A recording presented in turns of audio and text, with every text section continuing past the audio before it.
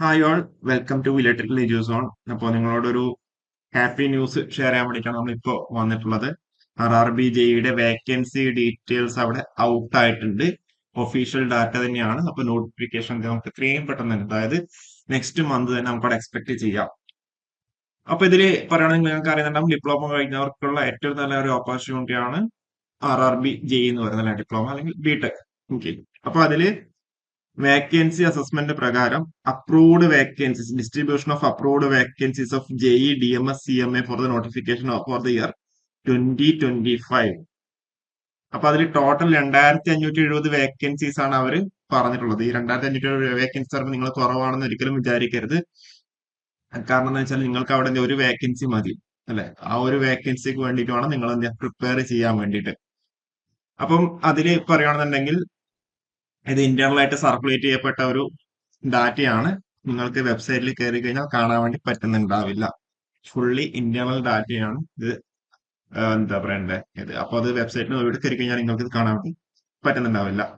അപ്പൊ ഇതില് നമ്മളെ സദേൺ റെയിൽവേയിൽ നോക്കുകയാണെങ്കിൽ അവിടെ 219 വേക്കൻസിയാണ് റിപ്പോർട്ട് ചെയ്തിട്ടുള്ളത്. സദേൺ റെയിൽവേയിൽ 219, south western, western central railway എല്ലാം അവിടെ റിപ്പോർട്ട് ഉണ്ട്. അപ്പോൾ south central railway total 2570 vacancies ആണ് റിപ്പോർട്ട് ചെയ്തത്. പിന്നെ വെസ്റ്റേൺ റെയിൽവേയിൽ 445 ഒഴിവുകൾ റിപ്പോർട്ട് ചെയ്തിട്ടുണ്ട്. അപ്പൊ എപ്പോഴും പറയുന്ന പോലെ നിങ്ങൾക്ക് അവരോട് എന്താ ഒരു വേക്കൻസി നിങ്ങൾക്ക് അവിടെ മതി. അപ്പൊ അതിന് വേണ്ടിയിട്ട് എന്താ നിങ്ങൾ പ്രിപ്പയർ ചെയ്യാന്നുള്ളതാണ്. അപ്പോ ഇനിയിപ്പോ ഇതിന്റെ അവിടെ അപ്രൂവൽ കിട്ടിയ സ്ഥിതിക്ക് ഒരു ഷോർട്ട് നോട്ടീസ് ഇറങ്ങുന്നുണ്ടാവും.